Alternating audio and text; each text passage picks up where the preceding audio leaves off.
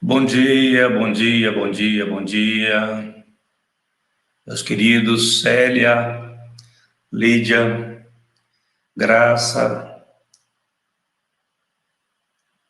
Marinês, sejam todas bem-vindas. E como passaram de ontem, espero que bem, que esse domingo seja um dia maravilhoso na vida e na família de vocês. Vamos aguardar só mais uns 2 minutinhos. Vamos ver se aparece pelo menos um homem aqui, né?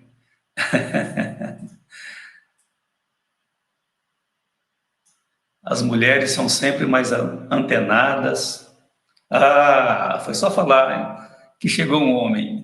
Presbítero Plínio, bom dia, bem-vindo. Estava dizendo aqui, presbítero Plínio, que as mulheres são sempre mais antenadas e mais ligadas nas coisas em geral, né? Eita, a Neuza já está dando bom dia aí com um versículo bíblico. Não estou falando que elas são mais antenadas e mais atentas às coisas, né? Do que nós, os homens, né? Se preocupam mais com a saúde, se preocupam mais com a família. Acredito que se preocupam mais em discernir a vontade de Deus para a própria vida e para a vida da família. E então as mulheres estão sempre chegando na frente, né? Graças a Deus por elas. E ai de nós, homens, se não fossem as mulheres, né? Eu tenho várias. Outro dia eu fiz as contas de quantas mulheres existem na minha vida. E só na família, além da minha mãe, da minha sogra, da minha esposa, da minha filha, tem irmãs, sobrinhas, muita gente. E soma-se a isso, a esse batalhão de mulheres, irmãs em Cristo, né? Primas, tias, que só enriquece a vida da gente, né? Então, repito, ai de nós homens se não fossem as mulheres. Ó, chegou mais um homem aí, ó, o Wilson. Bem-vindo, primo, Deus te abençoe. Meus irmãos e queridos amigos, gente do meu coração e do coração de Deus, né? Eu quero ler com vocês 2 textos nessa manhã. Um texto bíblico e uma reflexão que eu recebi agora de manhã da irmã Marinês, que está até conosco aqui. A reflexão tem o título O Mundo de Luto.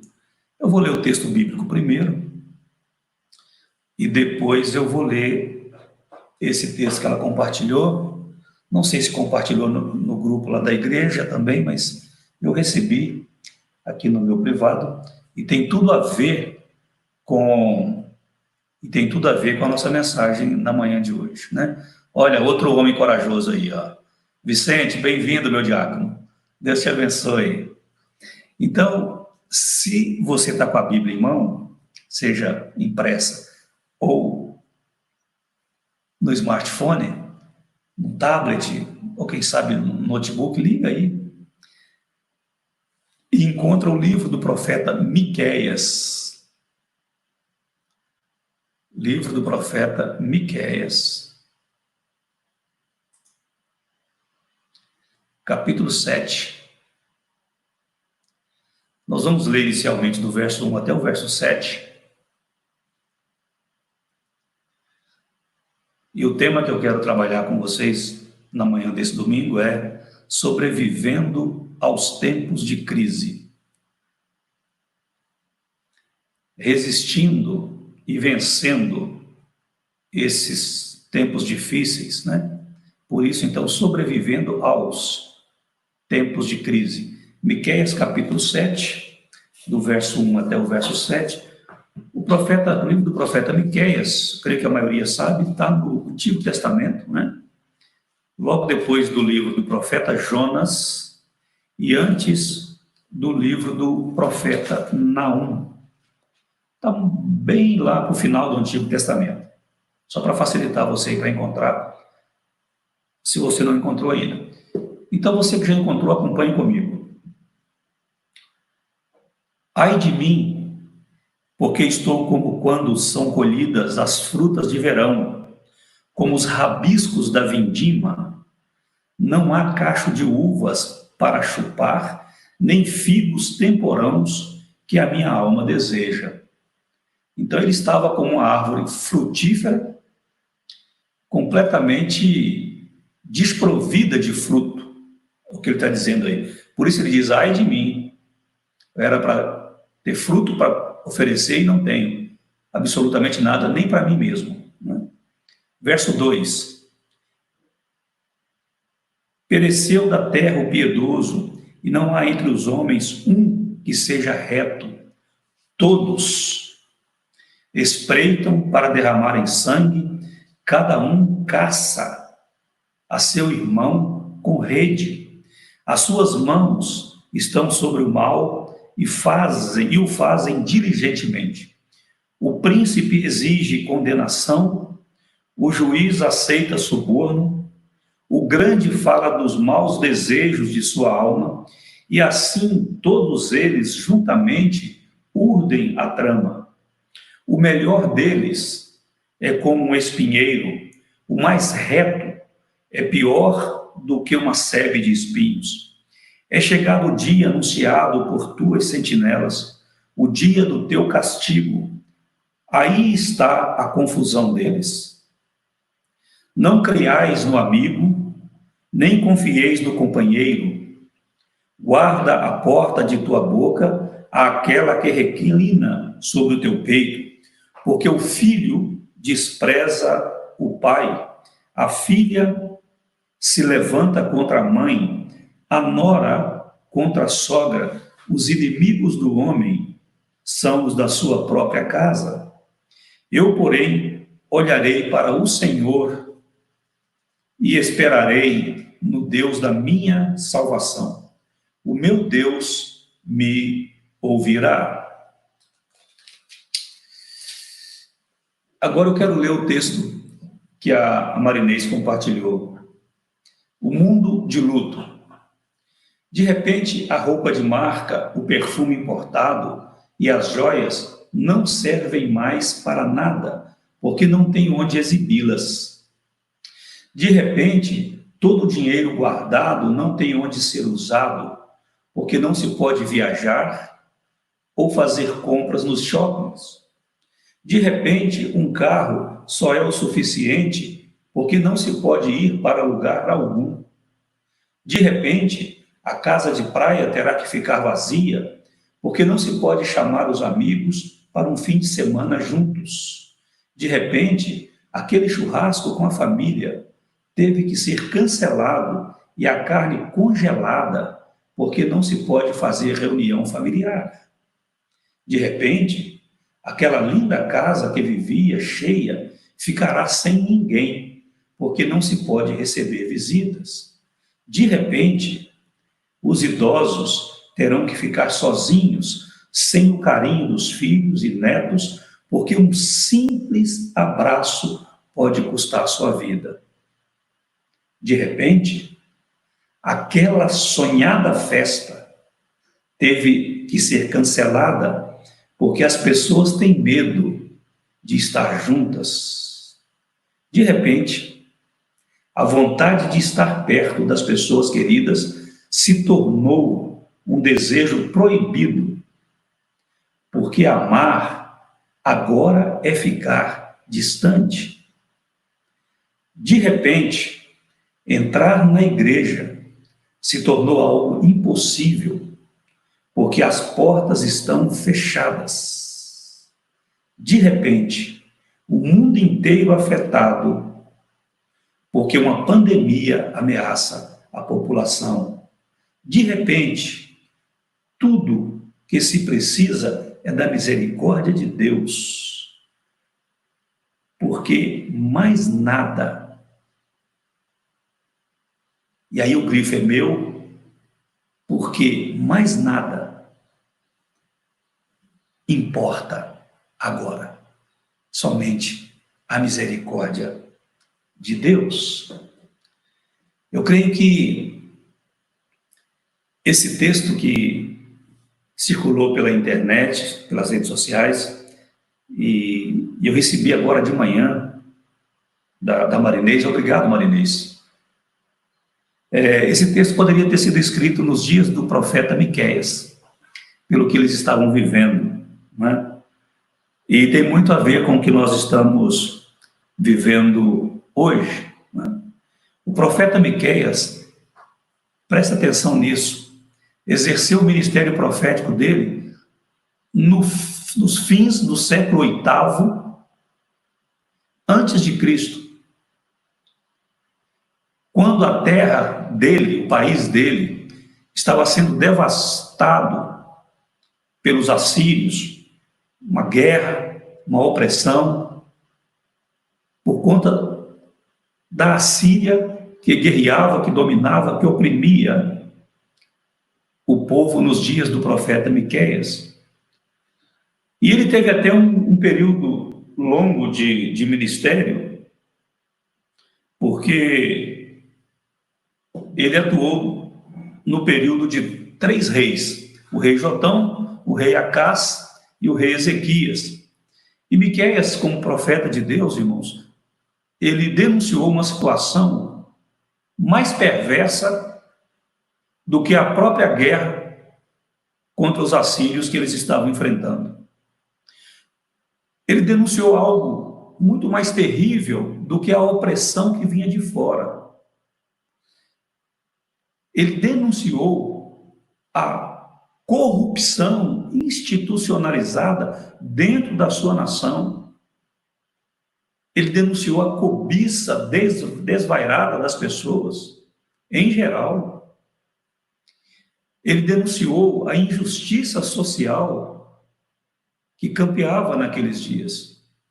Sua palavra profética é uma denúncia contra os governantes, é uma denúncia contra os chefes, contra os patrões, contra os ricos da cidade de Jerusalém, Samaria, que estavam expoliando o povo, mas era também, irmãos, uma denúncia contra o próprio povo, porque essa corrupção institucionalizada havia se instalado em todas as áreas, em todas as esferas da sociedade daqueles dias. O profeta descreve um quadro desalentador no seu livro, que havia afetado diretamente as famílias de Israel naqueles dias. Ele descreve a impiedade, ele descreve a falta de retidão, ele descreve a exploração do próximo, ele descreve a violência, ele descreve a falsidade, tudo isso presente na sociedade, e tudo isso havia se instalado também, como eu disse ainda há pouco, dentro dos lares, nas famílias. A situação era tão séria. Veja o que ele escreve nos versículos 5 e 6 do texto que nós lemos, só para refrescar a sua memória do que eu estou dizendo e para preparar você para aquilo que eu vou dizer. Os versículos 5 e 6, ele diz: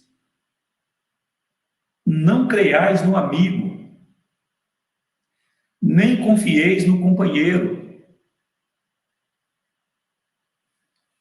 Guarda a porta da tua boca aquela que reclina sobre o teu peito. O que ele está dizendo aqui? Que as pessoas mais íntimas, mais próximas de nós, não mereciam mais a confiança, não eram mais dignas, e certamente isso estava em todos os lugares. Olha o verso 6. Inclusive, Jesus cita Miqueias em uma das suas mensagens nos evangelhos, e o verso 6, especialmente, ele diz: porque o filho despreza o pai, a filha se levanta contra a mãe, a nora contra a sogra, os inimigos do homem são os da sua própria casa. E o verso 4 é extremamente esclarecedor e também assustador, nos levando a um olhar um pouco mais para fora do próprio contexto íntimo de relacionamento. E ele vai falar do que estava acontecendo na sociedade.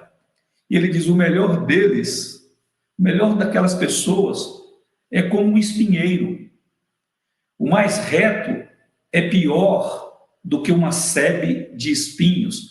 Quem já andou no meio do mato, e creio que aqui vários, especialmente a Marinês, que ainda tem o sítio dela junto com a família, está sempre ali cuidando e mexendo com uma coisa ou outra, quando você se embrenha mato adentro, e você, não só por conta de cipós e outras amarras que você tem ali, mas quando você se depara com um espinheiro, meus irmãos, que coisa terrível. E parece que esses espinhos, quando perfuram a pele da gente, doem mais do que qualquer outra coisa que poderia nos causar dor.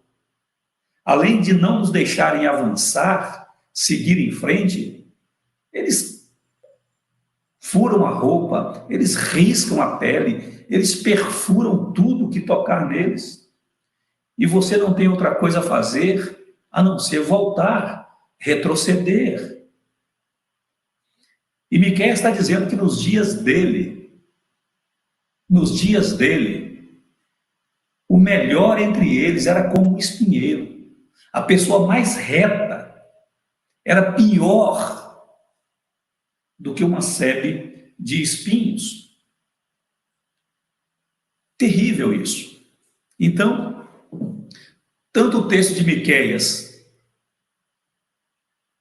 está altamente contextualizado com a nossa época, como o texto que a Marinês compartilhou, contextualizado com a época de Miqueias. Então, irmãos, era chocante, terrivelmente assustador o que estava acontecendo naqueles dias, e Miqueias adverte aqui. O profeta não se limita apenas a descrever tal desalentadora situação. Não, ele não fala só da desgraça, ele não fala só da coisa ruim. Miqueias aponta ao povo o caminho para sobreviver a tudo de ruim que estava acontecendo naqueles dias. Eu acredito firmemente, meus queridos, que é exatamente o caminho para nós sobrevivermos a tudo de ruim que está acontecendo hoje.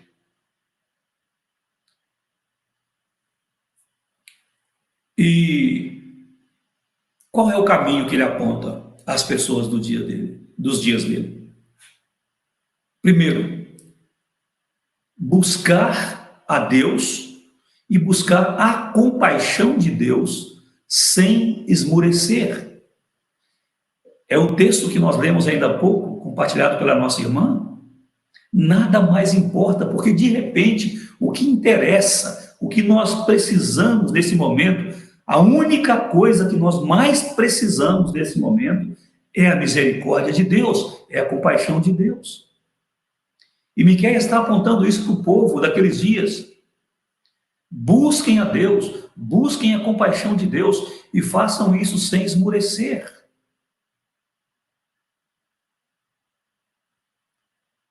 E ele ainda denunciou o pecado e chamou implicitamente as pessoas para que reconhecessem o seu próprio pecado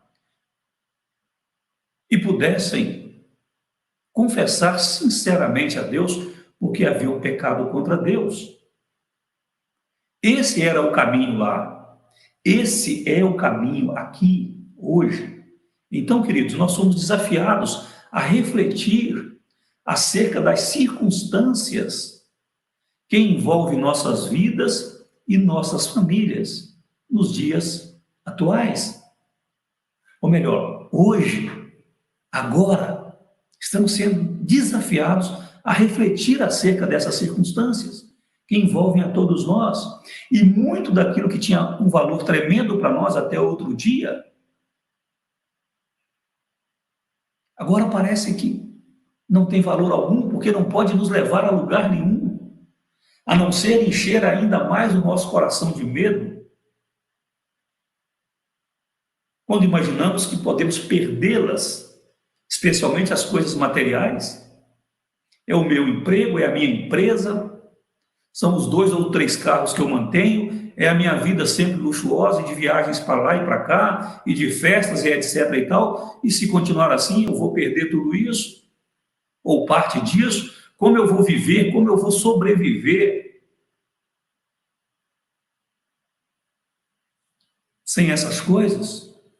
Sem aquela vida, aquele status que eu tinha até bem poucos dias atrás? A palavra de Deus, o momento em que estamos vivendo, nos desafiam a refletir acerca da nossa vida nesse contexto,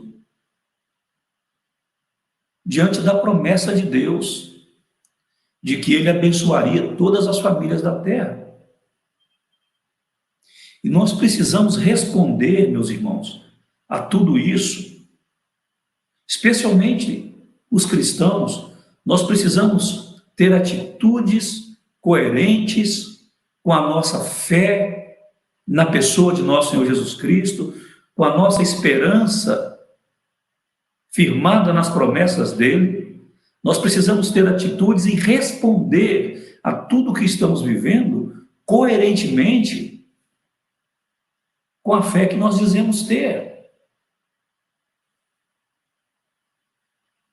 Estamos diante de uma situação complicadíssima, nós sabemos disso, mas também ainda paira sobre nós a promessa que Deus fez a Abraão de abençoar todas as famílias da terra.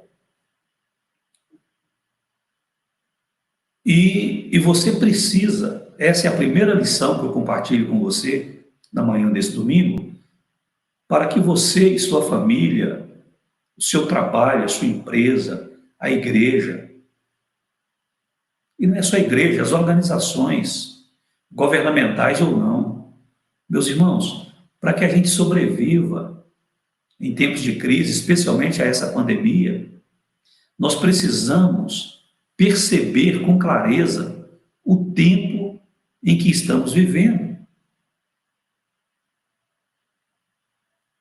e tomarmos decisões, repito, coerente com a fé que nós professamos ter na pessoa de nosso Senhor Jesus Cristo. Eu sei que tem muita gente refletindo sobre esse momento, alguns usando o óculos financeiro, econômico, alguns usando o óculos da ideologia política, alguns usando o óculo da teologia espertalhona, cada um pensando em tirar proveito e cortar uma fatia para si desse bolo, e quanto maior for a fatia, melhor, porque ele não quer saber como vão ficar as pessoas, mas ele quer saber como ele vai ficar, como os seus interesses serão mantidos, como os seus objetivos serão atingidos. Ele não quer saber o que Deus pensa, ele não quer saber como Deus está agindo e agirá, e qual a proposta de Deus para lidarmos com tudo isso e para sairmos de tudo isso. Mas também tem gente muito séria, pensando esse momento à luz das Escrituras Sagradas. E isso é muito importante, irmãos. O cenário nos dias do profeta Miqueias era assustador. E o cenário hoje também é assustador, terrivelmente assustador. Olha novamente os versículos 2, o 5 e o 6 eu li ainda há pouco, com vocês, não vou ler de novo, mas eu vou ler o 2 e o 13. Mas não passa na minha frente, acompanhe comigo, por favor. Olha o versículo 2. Olha o versículo 2. Pereceu da terra o piedoso, e não há entre os homens não há nenhum que seja reto. Mas primeiro ele diz que pereceu da terra, sumiu da terra, morreu da terra, o piedoso. Quem é o piedoso, irmãos? Quem é o piedoso que havia sumido da terra nos dias do profeta Miqueias? Quem é o piedoso que de repente sumiu da terra nos nossos dias? O piedoso, irmãos, é aquele que tem amor às coisas espirituais, às coisas de Deus. Espirituais, me refiro a Deus, porque tem outros tipos de espiritualidade por aí que não levam a Deus por meio de Jesus Cristo, onde o homem, o animal, um objeto é o centro do culto, da adoração, e as pessoas depositam sua confiança naquele animal, naquela pessoa ou naquele objeto. Eu estou falando da religião que nos religa ao Deus Todo-Poderoso, ao Deus Criador. E essa religação só acontece por intermédio de Jesus Cristo. E não é muito repetir o que vocês já sabem, o que eu sei, mas que às vezes a gente esquece. Que ninguém chega a Deus se não for através de Jesus Cristo. Ele é o único caminho para Deus. Ele é o único mediador entre Deus e os homens. Então, dos dias de Miqueias, o piedoso havia desaparecido, aquela pessoa que levava Deus a sério, aquela pessoa cheia de compaixão, aquela pessoa reta conforme os padrões de Deus, aquela pessoa que valorizava a comunhão com o Todo-Poderoso e se colocava nas mãos do Todo-Poderoso como instrumento para abençoar a terra. Essa pessoa havia sumido. O crente sério, o crente verdadeiro dos dias de Miqueias havia desaparecido. Talvez seja isso que estava acontecendo nos nossos dias. Talvez não, irmãos. Nós estávamos brincando, muitos de nós estávamos brincando de ser igreja, brincando de ser crente. As pessoas não tinham tempo, irmãos, para ler a Bíblia, as pessoas não tinham tempo para orar, as pessoas não tinham tempo para fazer uma visita, para abençoar uma pessoa.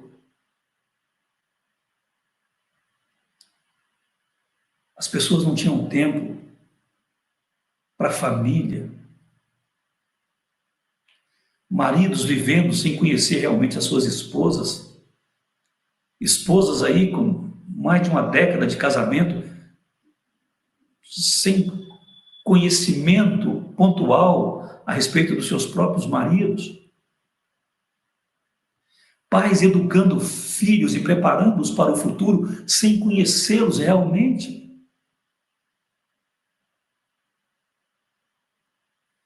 Pessoas que não tinham tempo para cuidarem de si mesmas, conforme o plano de Deus para a vida delas. Pessoas se preocupando apenas com o que era material, apenas com o corpo, esquecendo que somos corpo e alma, uma unidade de duas realidades. Alguns dizem que somos corpo, alma e espírito. Para mim não importa. Há em nós uma parte material e uma parte imaterial. E nós cuidávamos muito do que era material, esquecendo que temos uma alma que necessita de cuidado. Mas tanto a alma quanto o corpo devem ser cuidados, conforme as orientações do Criador. E quem não tinha tempo nem para si mesmo, para uma parte de si mesmo, era porque não tinha tempo para Deus.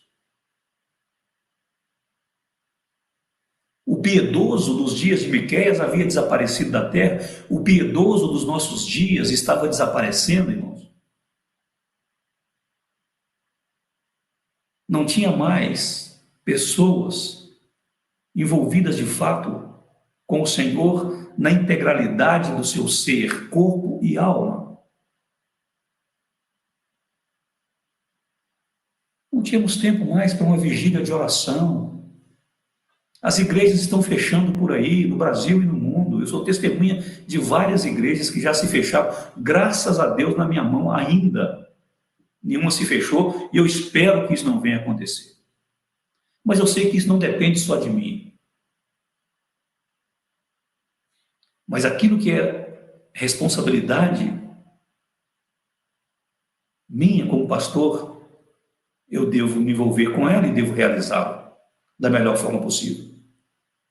Não só em relação à igreja, mas em relação a todas as coisas que Deus confiou a mim, assim como deve ser com você, você deve pensar nisso e se posicionar dessa forma. Eu preciso ser responsável com a minha vida, conforme o que Deus não só idealizou, mas ordenou, e também com todas as outras coisas, inclusive pessoas que estão debaixo da minha responsabilidade, do meu cuidado.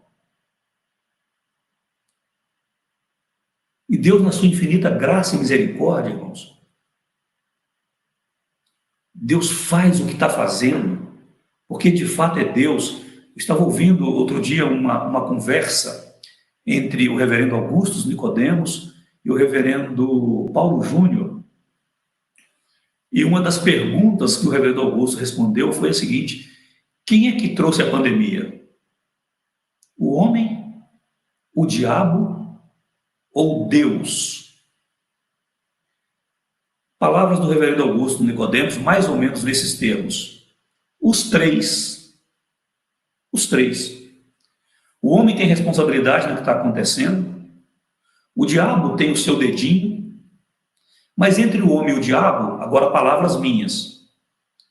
O diabo é um poder de grandeza superior ao homem. O diabo só não é um poder maior do que o poder de Deus. Então, acima do homem e acima do diabo está Deus. E o reverendo Augusto ainda citou Martim Lutero, que disse que o diabo é o diabo de Deus. O diabo age conforme a permissão de Deus, o diabo vai até onde Deus lhe permite, aonde Deus estabelece o seu limite. Mas quem está no controle da história, meus irmãos, sobre Satanás, sobre o mundo espiritual, sobre os homens, sobre a vida na terra e no céu, é o Senhor Todo-Poderoso. Então Deus, em sua infinita graça, Ele manda, Ele envia essa pandemia para que o piedoso não suma da terra de todo, ou não suma de todo da terra, né? Mas que seja preservado. Alguns que ainda levam Deus a sério, que priorizam o reino de Deus, que têm prazer na palavra, na oração, que sabe da importância da igreja, apesar dos nossos governantes estarem conspirando contra nós. Isso é uma denúncia que eu faço, irmãos. Eles não veem a igreja como algo essencial para a vida das pessoas. Por isso as igrejas são mantidas fechadas, e mesmo porque essa palavra liberta, e quem lê Bíblia, quem já nasceu de novo, quem anda com Jesus Cristo, não se deixa encapestrar, não se permite colocar cabresto e ser dominado por homem algum. Quem lê Bíblia, quem anda com Jesus, responde como o apóstolo Pedro diante das autoridades lá em Jerusalém, quando foram presos e proibidos de pregar e de ensinar no nome de Jesus. Ele respondeu: antes importa obedecer a Deus do que aos homens. E eu sei que você está pensando aí, pastor, mas Deus não mandou obedecer às autoridades? Sim, e é o que nós estamos fazendo. Enquanto nós acharmos que elas não estão nos perseguindo direta e deliberadamente, porque quando estivermos entendendo, ou quando passarmos a entender que é perseguição religiosa, e aí, meus queridos, nós não temos que obedecer homem nem autoridade alguma que estivesse levantando contra Deus. Nós temos que obedecer a Deus. Então, Deus, na sua infinita graça, bondade e misericórdia, Deus enviou essa pandemia para manter o piedoso sobre a terra. Lá nos dias de Miqueias, o piedoso havia desaparecido. Aquele que levava Deus a sério, a religião séria, a religião de Deus a sério, havia desaparecido. Por isso não havia gente reta. Por isso, o melhor deles era como um espinheiro. Conforme nos diz o versículo 2 e o 4. E o mais reto era como uma série de espinhos. Deus está mantendo o piedoso sobre a terra. Então, meu irmão, minha irmã, acorde enquanto é tempo. Volte-se para Deus, busque o Senhor, busque a sua misericórdia, sem esmorecer, mas volte-se para Deus agora, agora. Nós precisamos ter a percepção exata do nosso tempo e do mover de Deus, para nos harmonizarmos com Ele, com a vontade dEle, com aquilo que Ele está fazendo no mundo, o que envolve a minha vida, a minha família, a sua vida e a sua família. O cenário nos dias do profeta Miqueias era assustador, mas no nosso também. Eu disse que eu leria o versículo 13 também, mas antes eu já li o versículo 5 e 6, deixa eu só destacar algo aqui. No versículo 4. Versículo 4. A segunda parte do versículo 4 eu não tinha lido para vocês ainda. É chegado o dia anunciado por tuas sentinelas, o dia do teu castigo. Era uma palavra para Israel aqui. Era uma palavra para Israel. O dia do teu castigo chegou, Israel. Talvez uma palavra para o Brasil hoje. Uma palavra para a igreja. Uma palavra para você que está me ouvindo agora, para a sua família. Aí está a confusão deles. Era lá e continua a confusão aqui, porque as pessoas não estavam levando Deus a sério, lá e aqui, e aí vem a confusão do que está acontecendo. Por que isso? E as pessoas não conseguem fazer uma leitura correta do momento, da crise, da pandemia. E tanto lá quanto aqui, meus irmãos, havia os atalaias de Deus, os profetas, as sentinelas, como diz aqui. É chegado o dia anunciado por tuas sentinelas. Meus irmãos, o apóstolo Paulo, se despedindo da liderança da igreja de Éfeso, ele disse assim: Deus é testemunha de como incansavelmente eu lhes anunciei o evangelho, chamando vocês ao arrependimento, ao envolvimento com Deus, a uma vida de fato de conformidade com a vontade de Deus. Eu não sou perfeito, e graças a Deus por isso, porque Ele continua trabalhando em mim, eu preciso do trabalho dEle, Ele faz isso inclusive através da vida de outras pessoas também. Mas eu tenho tentado ser sentinela, ser atalaia na vida da igreja e das pessoas em geral, alertando as pessoas para o perigo em que elas estavam correndo e que estão correndo, e muitas insistiam em não ouvir, brincavam, e algumas debochavam, mas isso é coisa do pastor, o pastor é radical. Já teve um pai que disse isso para uma filha adolescente, que não era para me levar a sério nas minhas pregações.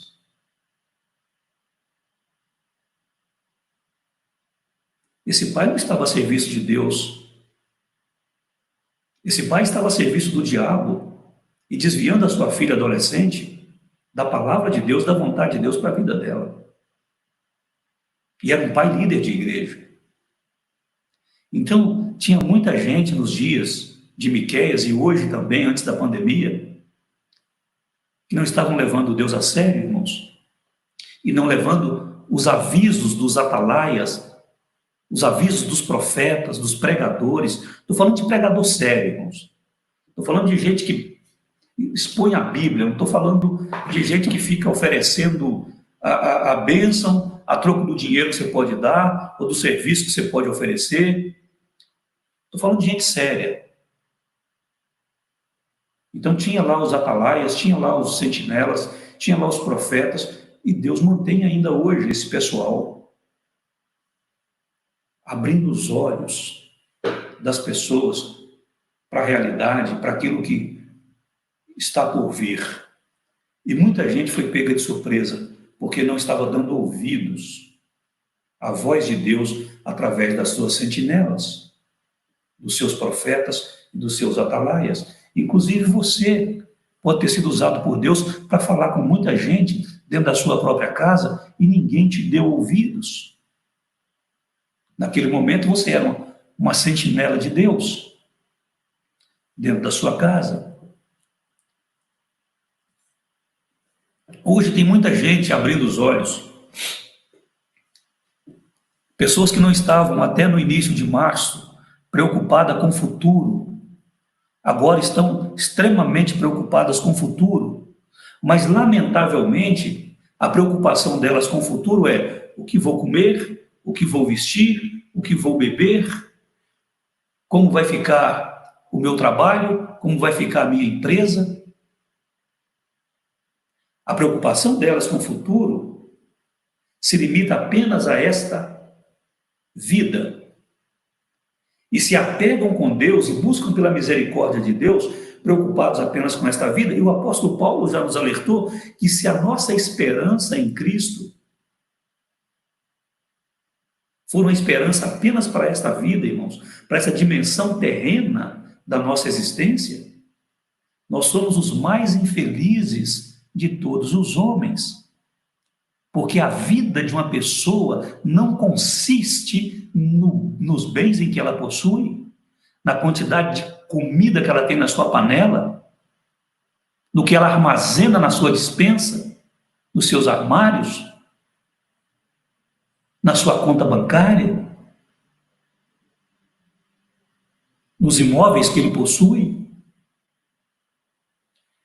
Então tinha gente que não estava preocupando com o futuro, estava vivendo errado, como se não houvesse amanhã, desfrutando o momento, e continua vivendo errado, porque a preocupação com o futuro é uma preocupação apenas com esta vida.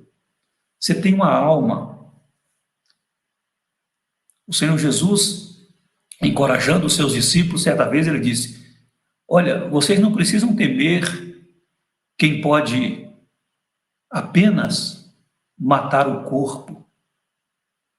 Vocês devem temer aquele que pode fazer perecer no inferno tanto o corpo como a alma. Então tem pessoas com medo de coronavírus, mas tem muita gente morrendo ao longo da história por causa do pecado. O coronavírus mata o corpo. O pecado lança o corpo e a alma no inferno. E Deus é quem manda para lá, irmãos. Porque Ele mandou o Salvador. Nós lemos antes de ontem, não é? Antes de ontem, no Evangelho de João. Né? O mundo já está julgado. Jesus não veio aqui para julgar o mundo, por quê? Porque o mundo já estava julgado. E o julgamento é esse, diz João, disse Jesus, né? E João registrou, que a luz veio ao mundo e os homens amaram mais as trevas. E porque amaram mais as trevas, eles já estão sob julgamento. E quem morre nessa situação amando as trevas, não tem outro destino para ele que não a condenação eterna. O que a Bíblia chama de segunda morte, o lago que arde com fogo e enxofre, para onde será lançado inclusive o diabo e todos os seus anjos. Então, se você tiver uma preocupação com o futuro aí, preocupe-se também com a sua alma. Invista-se em você agora, invista-se na sua família, priorize o reino de Deus na sua vida agora, porque só vai sair melhor e mais forte dessa situação quem estiver vivendo agora de forma coerente com a vontade de Deus para a sua vida, fazendo a leitura correta desse momento. Mas se o seu tempo de preocupação está sendo investido apenas em você, em interesses pessoais, particulares, e para esta vida, você não está fazendo a leitura correta desse momento.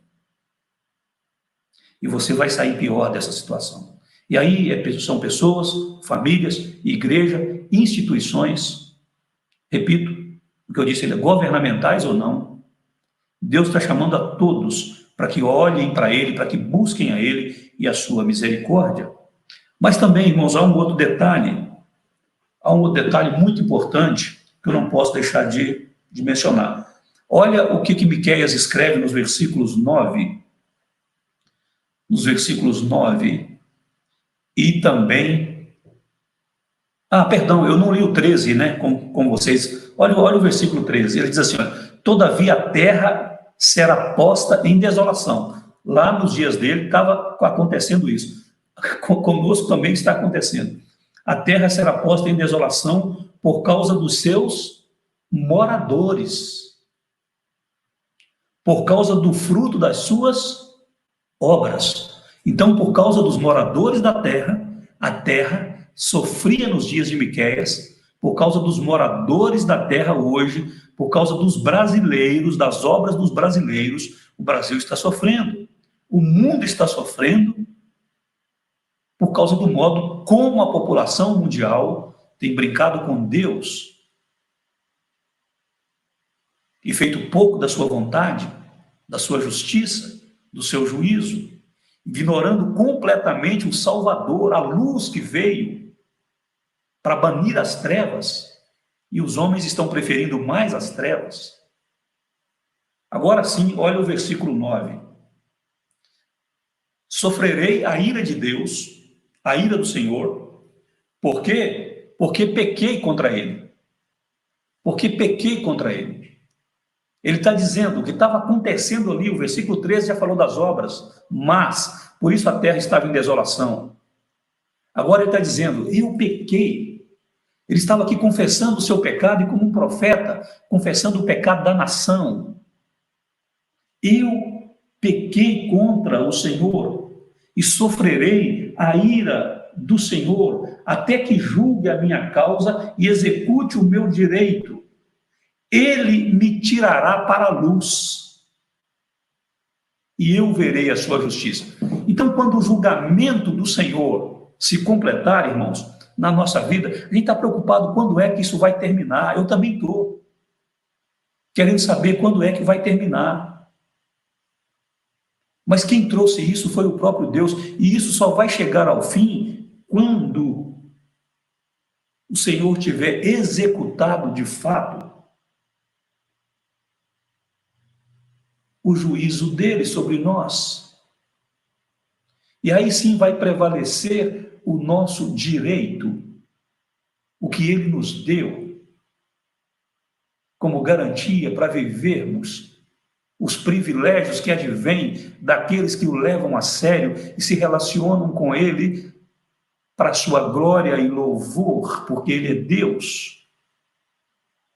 Então ele está dizendo, até que isso aconteça, eu vou sofrer, o povo vai sofrer. Depois, quando completar essas medidas, aí sim ele vai me tirar para a luz. Aí sim eu verei a justiça dele. Lembra de Jó? No meio da sua tragédia, do seu sofrimento, da sua dor, ele faz uma declaração de fé tremenda, meus irmãos. Ele diz, eu sei que o meu Redentor vive e se levantará sobre a terra e me fará justiça.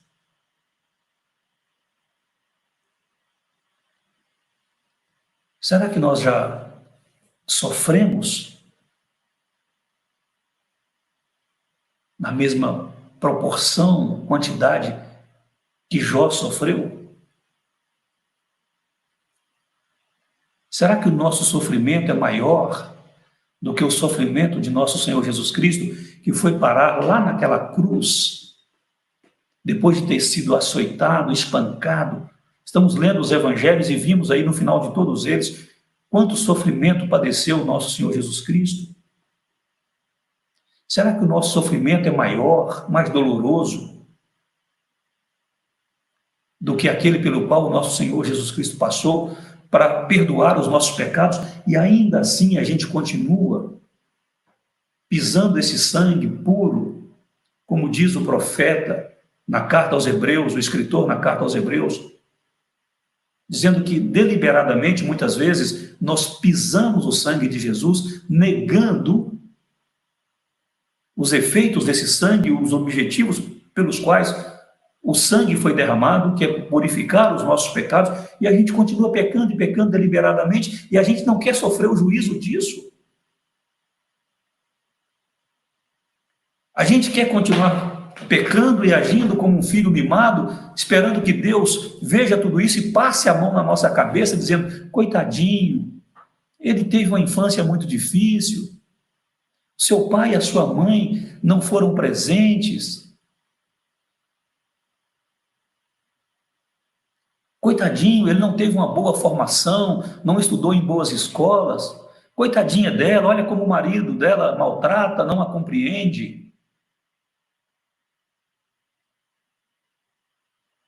E a gente quer legalizar o nosso pecado, autenticar o nosso pecado, irmãos, com essas atitudes de autocomiseração, olhando para nós e nos vendo como coitadinhos, achando que Deus vai passar a mão na nossa cabeça e aprovar o nosso pecado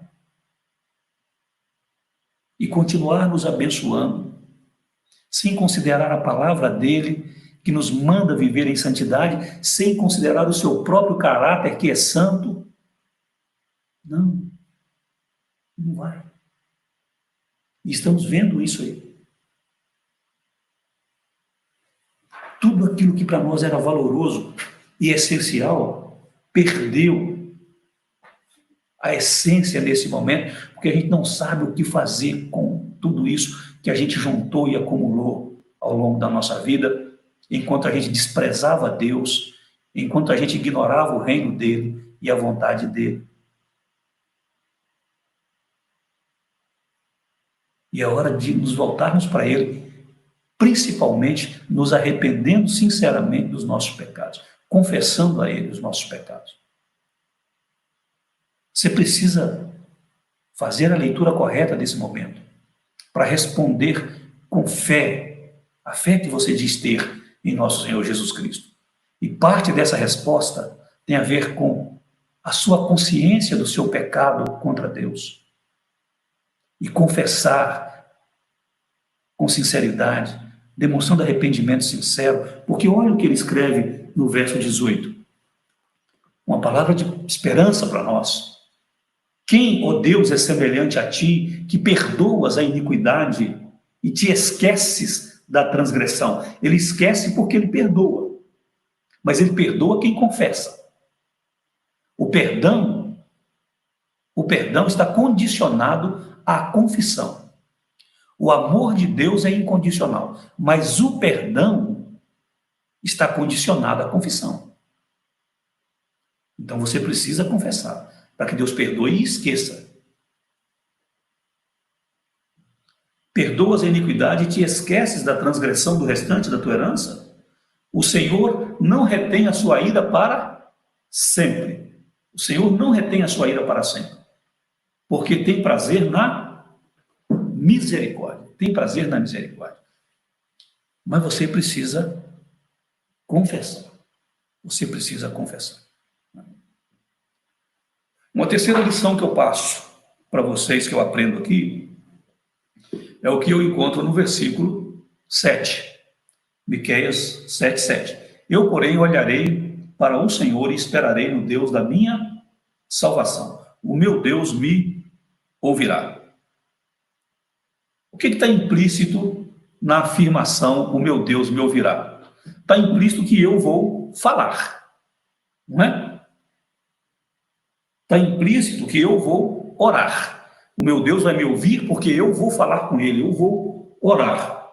Então, enquanto tudo estava desmoronando na nação, opressão de fora, porque os assírios guerreavam contra Israel e oprimia Israel naqueles dias, corrupção institucionalizada dentro, o príncipe, os governantes, os chefes, os ricos, mas também os pobres, na sociedade, na família, injustiça, ganância, cobiça. Enquanto essas coisas estavam assolando a sociedade naqueles dias,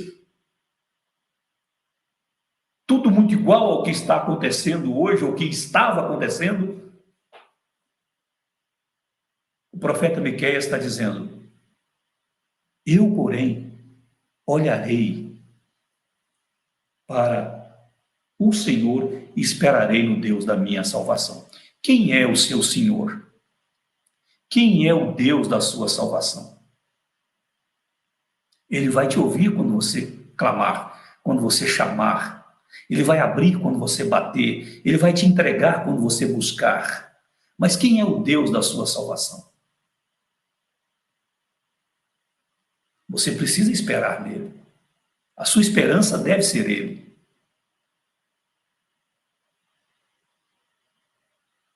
Não importa o que os outros façam.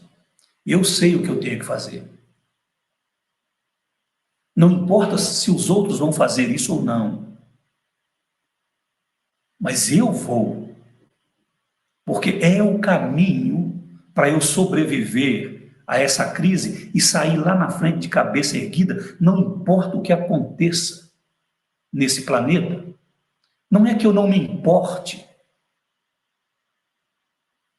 mas eu vou cuidar de mim conforme os preceitos da palavra de Deus, os princípios da palavra de Deus para a vida humana, para a vida familiar, para a vida em sociedade, para que eu tenha boa saúde para cuidar dos outros, para que eu seja profeta, atalaia, para que eu seja sentinela dentro da minha casa, na minha sociedade, na sociedade que eu vivo, a esta geração. Então eu vou olhar para o Senhor, eu vou buscar o Senhor, o Deus da minha salvação, o Senhor Jesus Cristo, que prometeu que estaria comigo, não prometeu que me livraria de situações complicadas, de tribulações, prometeu que passaria comigo. E se você não fizer a leitura correta do que está acontecendo, você vai perder de vista o Senhor Jesus Cristo, e Ele é o autor da sua fé, e Ele é quem leva a sua fé a se consumar, a se concretizar. Se você não fizer a leitura correta do que está acontecendo, inclusive não pedir perdão dos seus pecados, confessando sinceramente que você tem pecado contra Deus, que você não tem levado Deus a sério, você vai perder de vista o Senhor da sua salvação, aquele que é a sua esperança, em quem você pode esperar confiantemente, porque você não será frustrado, Ele não desampara, Ele não abandona aqueles que pertencem a Ele. Ainda que Ele tenha que disciplinar, mas Ele não desampara. Olha o verso 14: apacenta o teu povo com o teu bordão. Uma outra tradução traz com a tua vara. Isso é sinônimo de disciplina. Apacenta, ele cuida, disciplinando com vara. O rebanho da tua herança que mora a sós no bosque. Às vezes é assim que nos sentimos, completamente sozinhos, não é verdade? Que mora sós no bosque, no meio da terra fértil. A terra é boa, mas nós estamos como que sozinhos, sem muitas condições e recursos, perdidos em meio a tudo isso. Daí a importância da palavra do profeta Miqueias no verso 7, eu, porém, olharei para o Senhor, e às vezes é tudo complicado mesmo, às vezes dentro de casa está uma confusão, os casais não se entendem, os filhos completamente indisciplinados, completamente mal criados, irresponsáveis no trato com os pais, com as coisas da família, e dentro de casa também assim, preferimos ouvir os de fora, isso adultos e jovens e adolescentes, do que ouvir a Deus, ou do que ouvir quem de fato quer nos levar à presença de Deus. Então, às vezes, nos sentimos completamente sozinhos. O lugar é bom, a terra é boa, mas o que está acontecendo? É a vara, do Senhor que está sobre mim. É a vara do Senhor que está sobre o povo dele e a nação como um todo, o mundo como um todo. Isso é meio desesperador, irmãos. Mas se os nossos olhos estiverem no Senhor, nós podemos ter esperança. Esperança firmada na pessoa de Jesus, que diz que estaria conosco todos os dias até a consumação dos séculos. E eu quero terminar a nossa reflexão nessa manhã chamando a sua atenção para os versículos 19 e 20. Os versículos 19 e 20 dizem assim: o verso 18 terminou dizendo que Deus não retém para sempre a sua ira, porque ele tem prazer na misericórdia. Mas ele se ira. A ira não é para sempre, mas ele se ira. E quando ele se ira, ninguém escapa da ira dele. Aí o verso 19: tornará a ter compaixão de nós. Creia nisso. Creia nisso. Esse Deus que se ira, mas cuja ira não dura para sempre, tornará a ter compaixão de nós. Pisará aos pés as nossas iniquidades e lançará todos os nossos pecados nas profundezas do mar. Pecado confessado, iniquidade confessada. Confessados e abandonados. Não fica voltando lá. Pelo amor de Deus, não faça isso. Aqueles que confessam seus pecados e deixam, diz Provérbios, alcançará misericórdia. Verso 20: mostrará a Jacó a fidelidade e a Abraão a misericórdia, as quais jurasse a nossos pais desde os dias antigos. O que eu quero destacar para a gente aqui? É que se somos do Senhor Jesus Cristo, se somos ovelhas dele, se somos propriedades de Deus, por estarmos em Cristo, então ele tem uma aliança conosco e com as nossas famílias. Lá com Abraão, ele disse: eu vou abençoar você, vou aumentar inumeramente os seus descendentes, infinitamente os seus descendentes. Será difícil contar, impossível contar. Serão como os grãos de areia na praia, serão como as estrelas no firmamento. Eu vou aumentar a sua descendência, será numerosa. E através de você, porque eu vou aumentar a sua descendência, eu vou abençoar todas as famílias da terra. Então, se nós somos filhos da fé, ou herdeiros da fé de Abraão, e temos essa fé em Jesus Cristo, então nós somos propriedades do Senhor, povo exclusivo dele. Se assim é, ele tem uma aliança conosco. Ele tem um acordo, ele tem um contrato conosco. Ele está de mãos dadas conosco. Então, queridos, diante do caos, lá nos dias do profeta Miqueias, ele recorre a um argumento teológico para mostrar que o servo de Deus, que a serva de Deus, bem como a família desses servos, não iriam sucumbir diante daquele caos, daquela crise que os cercavam, que os oprimiam. E ele lembra que esse Deus que se ira não retém para sempre a sua ira, e ele voltaria a ter misericórdia, porque ele tem prazer na misericórdia, e ele havia jurado isto aos pais na antiguidade. E para nos lembrar, ele cita Jacó e ele cita Abraão, dois patriarcas da igreja, do povo de Deus,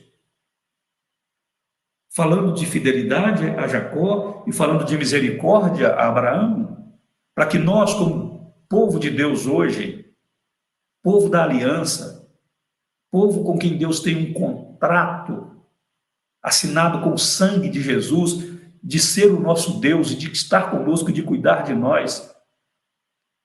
Miqueias busca esse argumento teológico, lembrando da aliança, lembrando dos patriarcas, para encorajar o povo nos dias dele. E nós precisamos ser encorajados hoje, lembrando que Deus tem uma aliança conosco.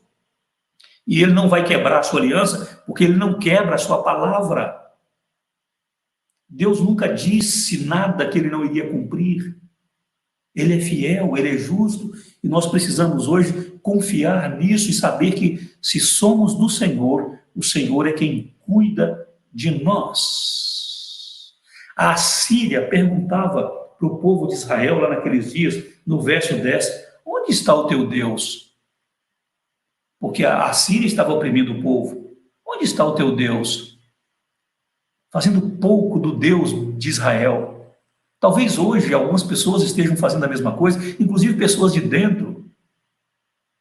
Há muita gente lendo Bíblia, carregando Bíblia, irmãos, e brincando com Deus e perguntando onde está Deus, e Deus presente na vida. Só não está presente na vida dele porque ele não está nem aí para Deus, essa é a verdade. Ou ele quer apenas que Deus o satisfaça em suas necessidades físicas e materiais, quando o primeiro problema e o pior problema nosso a ser resolvido é em relação ao pecado. Repito, coronavírus manda para a sepultura, o pecado manda para o inferno. Então, queridos, precisamos relembrar e fortalecer a nossa fé e a nossa esperança hoje, pensando no Deus que estabeleceu uma aliança conosco na pessoa de nosso Senhor Jesus Cristo. É esse Deus que nos dá a vitória. É nele que está a nossa confiança. Ele é quem provê para as nossas necessidades do corpo e da alma, mas precisamos entender o momento em que nós estamos vivendo. E estando em Cristo, nós não podemos duvidar do cuidado de Deus. A situação é complicada? Com certeza é. E juntamente a isso, se você não tomar cuidado, vai se somar os problemas familiares, casamento conturbado, filhos complicados, rebeldes, influências externas entrando dentro da sua casa através da internet, através da televisão, crise no trabalho, crise na vida financeira. E às vezes, a pior, a sensação de que Deus não está nem aí para nós. Mas se essa sensação de que Deus não está nem aí para você estiver presente na sua vida, então reveja a sua relação com Ele. O problema não está em Deus, o problema está em você. O problema não é o Covid-19. O problema é o povo, como o povo tem lidado com Deus e com as coisas de Deus. Que Deus tenha misericórdia de nós, irmãos, e que toda essa impotência que nós estamos sentindo, essa incapacidade de lidar com tudo isso, seja transformada em esperança no Todo-Poderoso, numa fé forte que nos faz caminhar, mesmo na escuridão, sabendo que o Todo-Poderoso nos toma pela mão e nos leva em segurança. O Senhor tornará a ter misericórdia de nós. Ele vai ouvir todas as vezes que nós nos colocarmos em oração, falando com Ele, porque Ele é o Deus de Jacó, Ele é o Deus de Abraão, Ele é o Deus da igreja, Ele é o Deus da sua vida, Ele é o Salvador, Ele é o Senhor. Louvado seja Deus. Quero lembrar e terminar a nossa mensagem com a palavra do salmista do Salmo 115, verso 14, proferindo uma palavra de bênção sobre a sua vida e sobre a sua casa. O Senhor vos aumente bênçãos mais e mais sobre vós e sobre vossos filhos. Mas o caminho é Jesus. O fundamento da vida, da esperança, aqui e agora e para a eternidade, é Jesus de Nazaré. Que Ele abençoe a sua vida, que Ele, como pastor, continue cuidando de você e apacentando a sua vida, ainda que seja com a vara, com o cajado, mas que você seja cuidado e apacentado pelo Senhor, pelo Supremo Pastor, para que Ele vos aumente bênçãos mais e mais sobre vós e sobre vossos filhos, sobre a sua casa, em nome de Jesus. Oremos. Pai, muito obrigado por essa manhã, obrigado pela Tua palavra, obrigado pela oportunidade de refletirmos sobre ela, que o Senhor fale ao nosso coração, que o Senhor nos ensine, nos instrua aquilo que nós precisamos saber e viver, aquilo que nós não podemos esquecer de forma nenhuma. Dá-nos a graça de sermos achados em cada momento, ó Deus, da nossa vida, especialmente dentro desse contexto de isolamento, dessa pandemia. desse amontoado de dúvidas e incertezas, dá-nos a graça de sermos achados em cada momento, vivendo firmados e alicerçados na rocha que é o Senhor Jesus Cristo e também os ensinamentos que Ele tem ministrado ao nosso coração. Que tudo que Ele falou nos bons dias, nos dias normais e ordinários da nossa vida, continue sendo crido e obedecido por nós nesses dias extraordinários de crise, de dificuldade, de escuridão, porque aquilo que o Senhor falou nos bons tempos serve para qualquer tempo, Senhor. Que não duvidemos do Teu amor por nós, do Teu cuidado sobre nós, que jamais duvidemos de que o Senhor é Deus sobre tudo e todos, e é o Senhor das nossas vidas, e é o nosso Salvador. Para o Senhor nós olhamos, no Senhor confiamos, no Senhor esperaremos, descansados de toda aflição, de todo medo que toma conta da nossa mente, do nosso coração, que tem feito com que algumas pessoas estejam agindo com desespero, com ansiedade, tem gente ficando doente. Deus tem misericórdia e dá graça a esses que estão me ouvindo, daqueles que virão a ouvir essa live, ó Deus, dá graça a cada um de dizer como o profeta Miqueias: eu olharei para o Senhor e esperarei no Deus da minha salvação. Porque o Senhor é Deus de misericórdia, que tem prazer na misericórdia e voltará a ter compaixão de nós. Abençoe assim a minha vida, minha casa e a vida e a casa de cada um dos meus irmãos e irmãs presentes aqui, Senhor. Em nome de Jesus e por amor dele oramos. Amém. Deus te abençoe. Bom domingo. Seja um domingo em família, vivido aí para a glória de Deus. Que a bênção de Deus esteja sobre a sua vida e sobre a sua casa, em nome de Jesus. Leia de novo esse capítulo 7 do profeta Miqueias e Deus vai comunicar alento ao seu coração. Deus vai gerar esperança na sua vida. Duarte, bem-vindo de novo. Há várias pessoas que eu não cumprimentei aqui, então vou cumprimentar, que eu não vi ainda, e nós já estamos encerrando. Silvanir, bem-vinda, querida, bom ter você aqui. Miriam, bom dia, bom ter você aqui. Lídia, Nice, bem-vinda, querida. Suzy, que bom ter vocês aqui comigo, meus irmãos e irmãs. Deus abençoe a vida de vocês, a família, o trabalho, a igreja de cada um de vocês. Vamos firmes na fé. O Super também está aí, né? Está como Igreja Presbiteriana Nova Jerusalém, em Rio Preto. Bem-vindo, Super. Ivan, querido, Deus abençoe. Forte, carinhoso abraço, irmãos. Bom domingo, bom almoço. Fiquem com Deus e até de noite, às 19h30, em nome de Jesus. Deus tem uma outra palavra para a sua vida, para a sua família, nesse domingo. E se puder, ouça outros irmãos, veja a live de outras igrejas. Gente abençoada, tá? Gente poderosa no Evangelho. Não vai atrás de qualquer um, não. Não permita que cegos fiquem guiando vocês, porque vocês vão cair no buraco junto com eles. Ouça quem tem ouvido Deus e quem tem uma palavra de Deus para o seu coração, para a sua vida. Beijos.